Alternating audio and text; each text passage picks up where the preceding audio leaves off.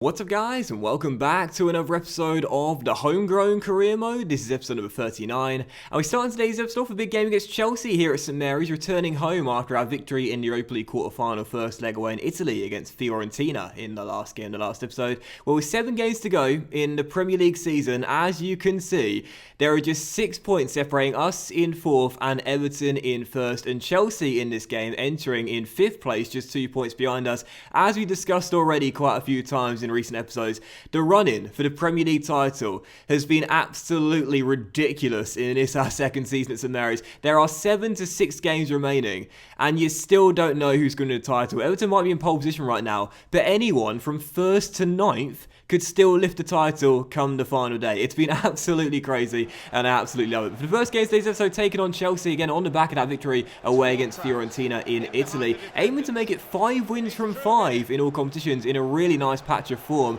as we will be at full strength for this game as well, after rotating quite a few of our players away on Thursday night. The first chance fell to Gareth Bale, and the man in the moment this season really should have found the back of the net as well, as he put the shot wide and behind for a goal kick. But I guess the reason he couldn't find a target is because he didn't have much time, and he was on his weaker right foot. So for the second time he ran through 1-on-1, this time it was the perfect combination. He had the time, and he had space to set himself and put himself on his left foot, which he did, and he found the back of the net as well. 11 minutes to go, Bale once again running in behind the back line. How many times have we seen that this season? Bale using that pace, getting in behind the back four, going through 1-on-1, and he might be 30 now, Gareth Bale, but he's still absolutely rapid, and no one is going to catch him. So nice finish by Bale. His 18th goal in the Premier League this season gives us the lead heading into the dressing room, and coming out of the dressing room after a really good first half, where the stats lied a little bit, I felt we were on top. We doubled our advantage and went 2 goals up 10 minutes after the restart, courtesy of Adam Lallana. And I had to show you this replay. Look at that for a strike. Isn't that so clean? I love low-driven efforts from range. They look so cool, especially on the slow motion. Lallana makes it 2-0 and gets his first goal. I think that's his first goal, or possibly his second goal of the Premier League campaign. Doubles our advantage and makes it 2-0. So great strike there, 2 goals up. However, directly from that, we will give Chelsea a route back into the game, and I only have myself to blame for this one. You guys know me. I hate to smash the ball and hoof it long when clearing it. I always try and play out from the back every single time. 99 times out of 100, I'll always try and pass it out or square button it out, if you will. But this time with Luke Shaw, I ran into trouble with Willian putting me under pressure, fake shot it into no man's land, then tried to play it back towards Schneiderlin. It was under hit for the Frenchman and over hit for Cook, and unfortunately poor Cedric got caught in the middle and couldn't get to the ball. So Immobile makes it 2-1. My gaff there with Luke Shaw puts Chelsea back in the game. The deficit halved. However, in the 67th minute, a great touch by Jeremy Martin. Saw him get away from Kante. Nice burst spin, saw him beat the French midfielder. Played it into Gareth Bale, and Gareth Bale gets his second of the game, and with 21 minutes to go, restores our 2-goal cushion and surely gives us the 3 points. I've talked about Bale this season quite a lot, and there's more coming up on Bale in just a moment's time, but you know, I've said this year how we're not a one-man team. The truth is, we basically are. Bale has been the guy all season long. It's been consistently fantastic. That's his 19th goal of the Premier League campaign, and there is absolutely no way we will still have a shot at the Premier League title, let alone making the top 4, if it was not for the signing of Bale. So final score, Southampton 3, Chelsea 1. Bale's brace ensures we get the 3 points. By the way, for Kante as well, I think it was Friday he signed a new 5-year deal for Chelsea. What a fantastic piece of business for the Blues that is, because obviously there's been talk that Kante might go elsewhere to another big European club in the summer, but instead now he's tied down to a Lou long-term deal. You guys know I'm a massive fan of Kante, man, so what a great piece of business for Chelsea, and I'm sure the fans are delighted. But just real briefly on Bale here, now I discussed this on Friday night. How ridiculous is this? He's actually decreased a rating this year, for those unaware. He scored 27 goals in 39 games in all competitions, but as you can see, his stats are going down. Now, I mentioned on Friday night on Twitter, for those who don't follow me there, at @Flanders, there's a link to my Twitter in the description down below. I totally understand that players, when they get older, naturally will start to deteriorate in their physicality. You can't be quick and you can't be strong forever. Eventually, you're going to lose some of that physical hustle. That's always going to happen to every single person on the planet. At some point, you will have a natural drop off. That's just the sad part about getting old, and believe me, I know a lot about that. But either way, how can EA justify decreasing Bale's rating this year. You know, the goals he scored, he's on course to win the Golden Boot in both the Premier League and the Europa League. And listen, Bale's had some spectacular individual seasons, both for Spurs and Real Madrid. But you would say that based on the form this season, he's currently the best player in the Premier League in this game right now. And you would definitely say that without him, we would not be anywhere close to where we are in the race for the title. It's been the Gareth Bale show. It's been his best season in professional football. How do you justify decreasing in rating just because he's hit 30 years old? That makes absolutely no sense. It's one of the reasons why this gamer can really frustrate me at times, because it's just a lack of realism and a lack of immersion. Bale's been on fire consistently all year long, yet somehow, just because he's hit 30 years old now, he's got to start decreasing in rating. It makes absolutely no sense. But still, for the second of 3 games of today's episode on Thursday night, we will play host to the Italians, Fiorentina, of course, leading the quarter-final tie over the 2 legs by 3-0. So heading into the game, you saw the lineup I picked. It was a fully rotated side because we had City on the weekend away at the Etihad Stadium, and we needed our first team fully fit and raring to go for that one. But I didn't even pick any of my players on the bench, that first team players. Bale was left out in the match day squad in this game. The whole team was changed, and 3 minutes after the restart, the Fiorentina took the lead in the first half. Well, I don't know what happened here, but I don't want to watch it back too many times, so thankfully I've only included 1 replay for you. 3 minutes after the restart, Eggstein makes it 2-0 and gets his 2nd goal of the game. This is the easiest goal he'll score in his career.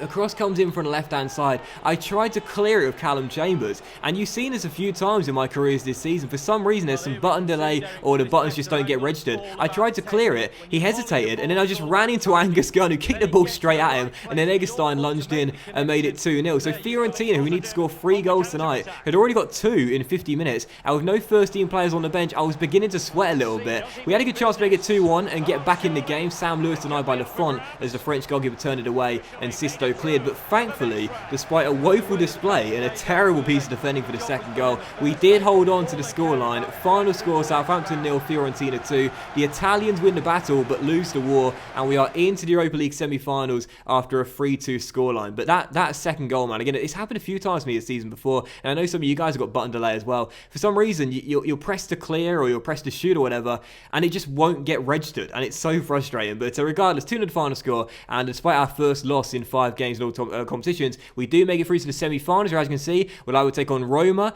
Manchester City or Chelsea. We did say that based on those ties right there was a good chance there'll be 3 out of the 4 teams in the semi-finals being English. That is exactly the case, and Southampton have been drawn against in the semi-finals.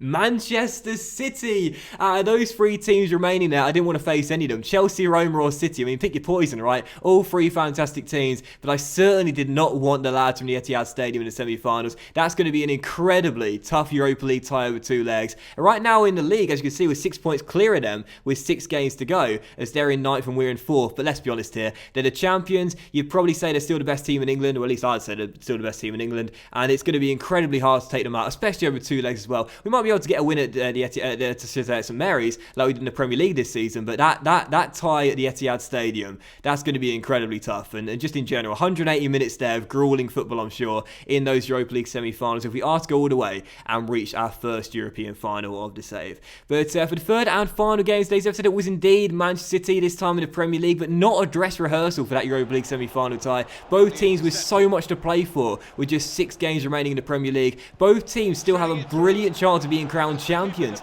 let alone making the top 4. So a huge battle at the Etihad Stadium. On the back of that 2-0 defeat, my first team was rested, they were fresh, they were raring to go, and what a surprise, just 19 minutes in, the guy that got our first goal, Gareth Bale. Why is he decreasing, AA? I've got absolutely no idea. Makes it 1-0 and puts us in front, but unfortunately in the 30th minute, Manchester City had a great chance to get back on level terms through this penalty spot, and poor old Luke Shaw, in the space of 7 days, I've gifted a goal for Chelsea with him, and now I've given away a penalty. Terrible from me, lunged in with a slide tackle there, did not keep my composure, should have stayed on my feet, took down my man, definite spot, giving a chance for Gabriel Jesus to make it 1-1, which he would do. Cedric was telling him which way he was going, but Jesus called the bluff, went to that corner anyway, and found the back of the net. Sends the Frenchman the wrong way, and makes it 1-1. So Jesus with a cool finish from 12 yards, makes it 1-1. Great start to the game, just half an hour in, and this really was a fantastic match between 2 sides right now, who are going for it in the Premier League, and I can't wait for our European battle in the semis as well, because this was a cracker. Just before the break, City completed a turnaround and got in front for the first time in the game.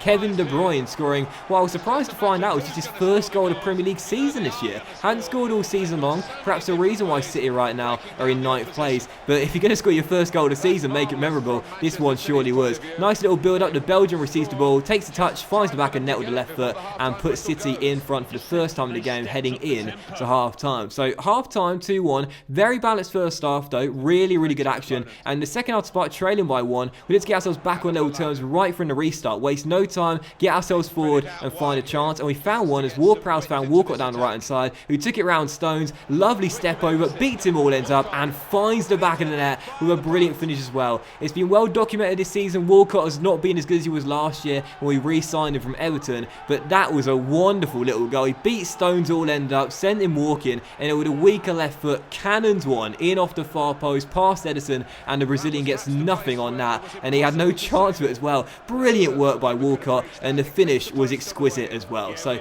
Manchester City 2, Southampton 2, his 5th goal of the season, all of which have come since December. Hasn't scored a goal since then, but now he's really picked it up. So 2-2, and there was still a chance for both teams to win the game with 24 minutes to go. We had our first chance with Lallana finding Gareth Bale. Stones was having a really tough game here, guarding our front two, as Bale took it round and went for goal. Couldn't hit the target and fired it wide at the post. But then City looked for a winner themselves. Sergio Busquets on the ball found Raheem Sterling, and what a goal that would have been from the former Liverpool man. Waxed one from range, but off the crossbar, as eventually Luke Shaw would clear. Then the 87th minute, I gifted City one final chance. I gave the ball away with Lallana. They kept the opportunity alive. Gundogan found Busquets, and Sergio Busquets, with all the attacking quality on the pitch for Manchester City.